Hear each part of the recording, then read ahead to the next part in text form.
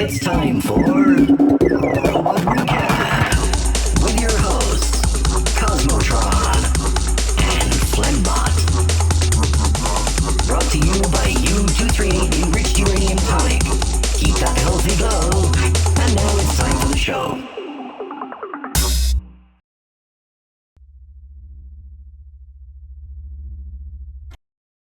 Hello and welcome to Robot Recap.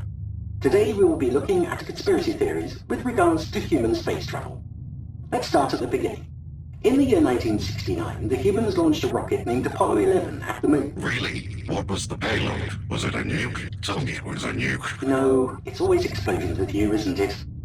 That was the Apollo 1 that caught fire and killed the crew. Yay, Flembot loves human burning. I'm sure you do. However, the Apollo 11 carried human astronauts Neil Armstrong, Michael Collins, and Buzz Aldrin to the moon. Buzz? Like Buzz Keller? An odd name for a human, yes, but not a chainsaw. This is a chainsaw. Far more effective. Nonetheless, this was hailed as a historical event of human space travel.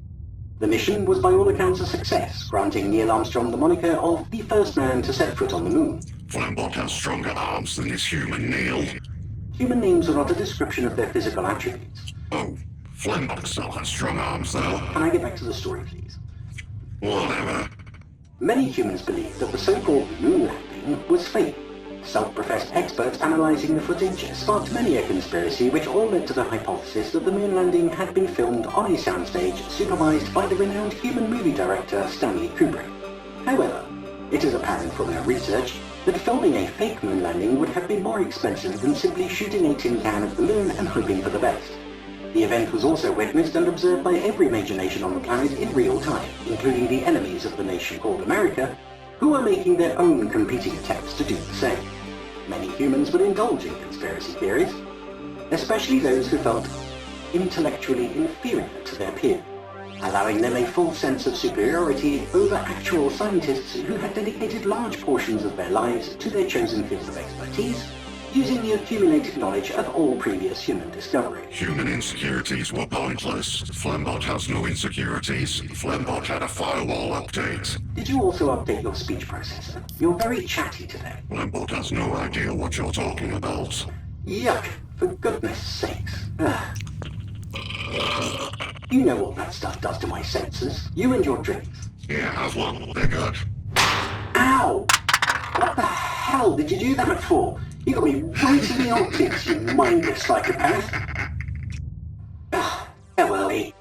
Many humans seem to be hardwired to believe anything by relying solely on their emotions rather than hard evidence. Even though the humans landed on the moon, they were still unable to discover it was a hollow artificial construct left by the Anunnaki, and also had Nazis living on the dark side in total secrecy. Ironically, some of the dumb humans guessed right, and Armstrong was not the first man on the moon. Flembot makes no distinction between Nazis and other humans. They all die the same. Moon Nazis and goose-stepping astronauts aside, it's worth noting many conspiracies seem to match much of the dystopian science fiction genre of human literature and media of the time. Other well-known conspiracy theories were based on A Brave New World, Fahrenheit 451, The Prisoner, 1984, The Handmaid's Tale, and other works designed as cautionary tale. Of course, being humans, they failed to see the irony in these stories and converted their content into instruction manuals for their own perverted uses, mainly by politicians. Some humans even believed the Earth was flat.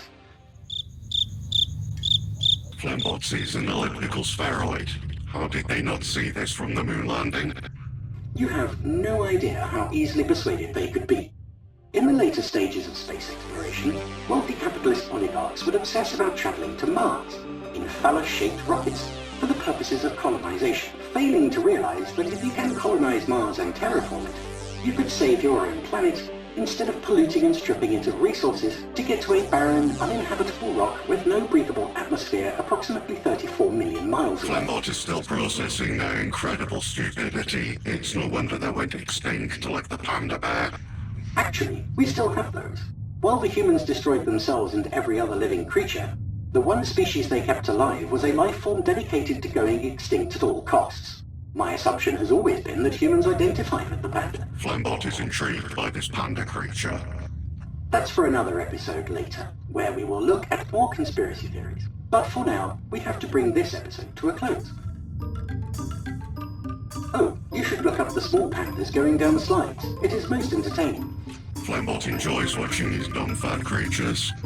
On the other hand, destroying them would be fun too. Seems like the pandas have enough problems without you destroying them all for fun. Cosmotron can be so boring sometimes. At least I keep specimens alive for study. If you have a disassembled creature, it is no longer alive to observe. Flembot can reassemble creatures. Flembot's seen a documentary. Was it called Frankenstein by any chance? Yes. Flembot has done his own research like Cosmotron said. And on that note, thank you for watching this episode.